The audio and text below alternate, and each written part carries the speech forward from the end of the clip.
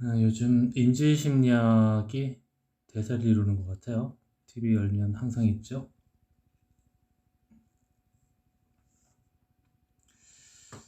내가 인지심리학 외에도 사실 인간을 이렇게 바라보자라는 운동이라고 할 수 있는 형태의 심리학들이 많아요.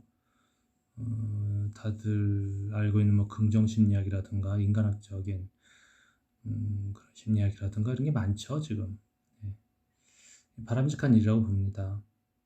왜냐하면 음, 테슬라가 에디슨한테 밀렸죠. 에디슨이라는 사람을 뭐 저 개인적으로는 대단히 좀 안 좋아하는데 세상의 성공의 그 원칙에 충실한 그런 사람으로 보거든요. 마찬가지로 심리학에서도 프로이드라는 사람이 어, 좀 에디슨 같은 사람이죠. 제가 볼 땐 그렇습니다. 그래서 아마 그 사람이 죽을 때나 지옥 간다라고 스스로 얘기했다는 말이 있죠. 그 사람에 의해서 그 학계에서 추출됐던 아들러라는 사람에 대한 재조명이 이루어지고 있죠.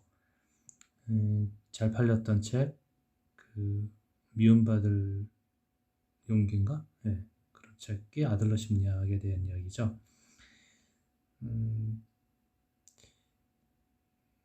우리가 어떤 학자의 그 학설을 이해하려면 그 학자의 배경을 이해하는 게 대단히 중요합니다. 뭐 융도 마찬가지고 프로이드에 의해서 참 갈등이 조장된, 하지만 이 시대에 와서 다시 재조명되는 그런 분들 많이 있습니다. 차차로 그런 이야기들 다뤄가기로 하고요.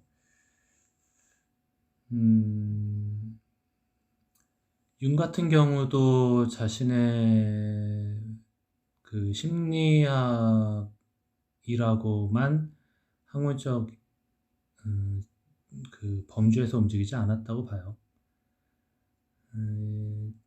뭐 망자들하고 이야기 나눴다든가 자주 또 주역점을 통해서 세상의 원리를 알려고 했다던가 이런 것들이 심리학으로 표현이 됐을 뿐이죠.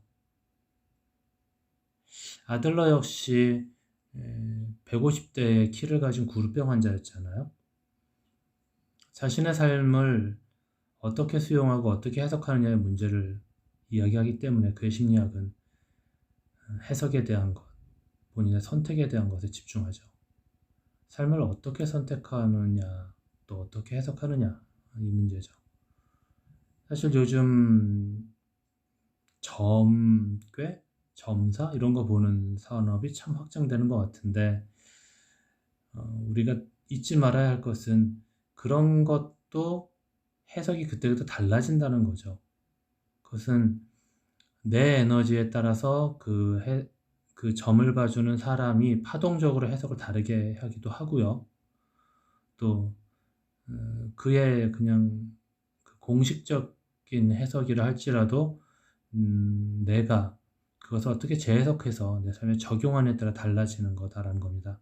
그래서 초보자들이 뭐 점사든 뭐 애니어그램이나 이런 것처럼 유형이든 MBTI든 요즘 유행하는 이런 것들로 넌 이런 사람이야라고 낙인 찍는 것은 대단히 득보다 실이 많습니다. 마치 이것은 어,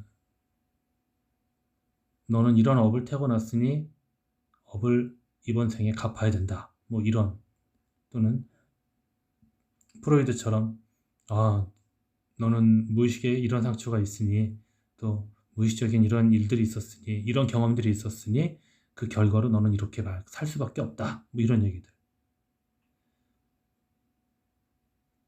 이것은 종교적으로 볼 때도 좋지 않죠. 교육적으로 볼 때도 좋지 않습니다. 음. 인간을 창조적 존재로 보지 않고 자신들이 알고 있는 작은 기준으로 그 생 전체를 판단하죠. 정죄합니다.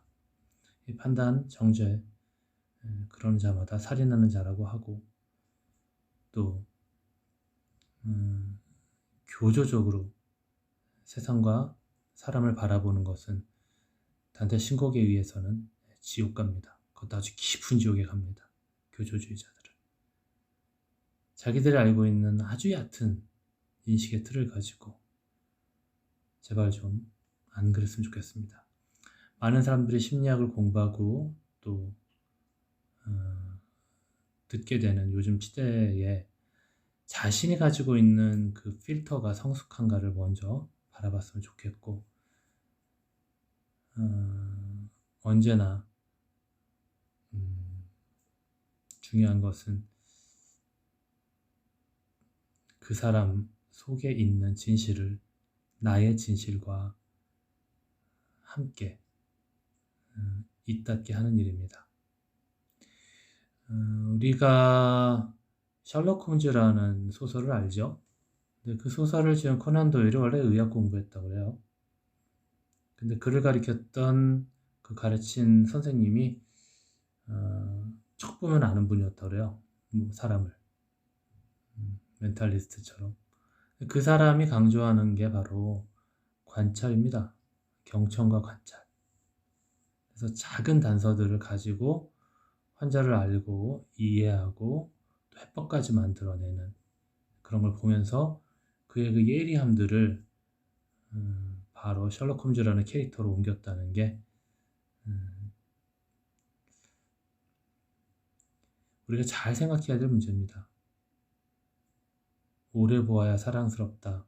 뭐 이런 그 나태주님의 시도 그렇고 내 시력을 높이고 바른 경청을 할 수 있는 것, 그것은 방법론이 아니라 그를 정말 가능성 있는 존재로 궁극적으로는 가장 귀한 신적 존재로 바라보는 그 마음이 있어야만 가능합니다. 내가 세상과 사람을 아름답게 볼 수 있느냐가 가장 먼저 준비해야 될 알미지, 사람이 어떤 존재냐, 무슨 유형이냐, 어떻게 뭐 해법이냐, 상담이냐, 제발 좀 예, 제발 좀.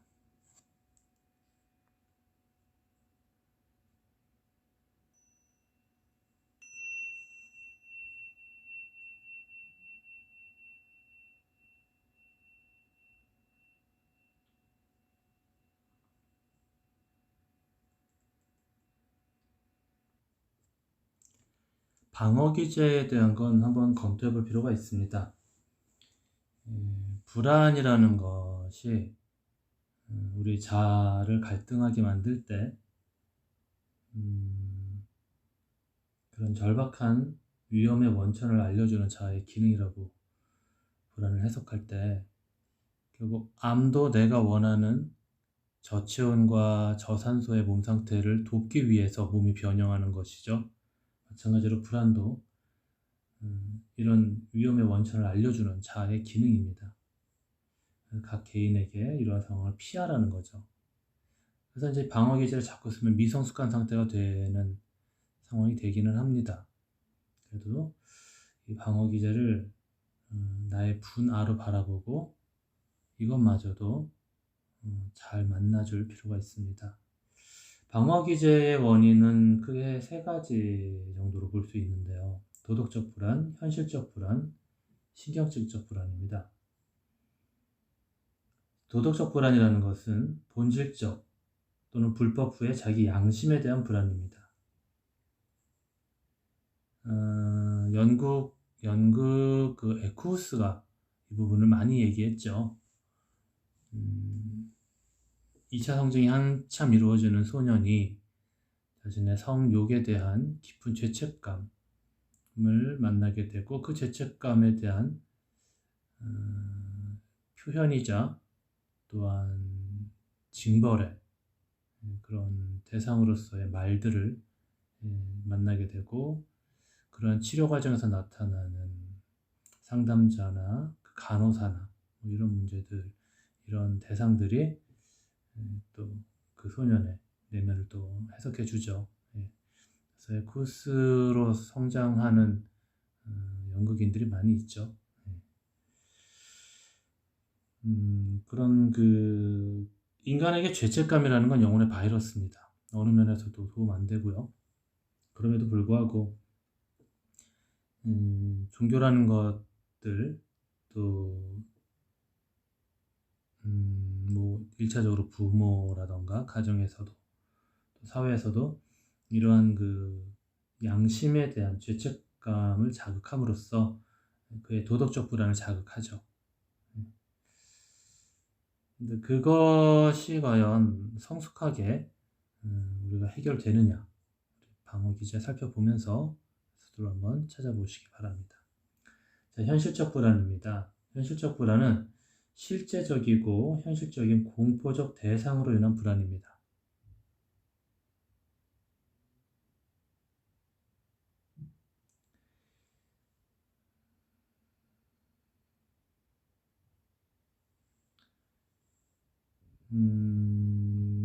내 인지에 대한 왜곡이 없는가도 봐야 되고, 상황에 대한 객관적인 그런 통찰도 있으면 참 좋을 그럴 주제겠죠. 자, 신경증적 불안입니다. 본능적 충동과 초자아의 충돌에 대해 통제하지 못해 불상사가 생길 것 같은 위협에서 오는 불안입니다. 물론 정신분석적인 인간 이해죠. 이드, 에고, 슈퍼에고. 그래서 그런 이드와 슈퍼에고가 자꾸 충돌하면 그 가운데 있는 에고가 점점 손상되고 심지어 작아지고 위축되는, 그래서 생겨나는 불안들입니다. 아까 말씀드린 그 에쿠스에서도 사실 핵심적인 그런 상태까지 몰고 가는 상황이 바로 이런 신경증적 불안이 또 되기도 하죠. 그래서 그의 슈퍼에고라고 할 수 있는 종교적인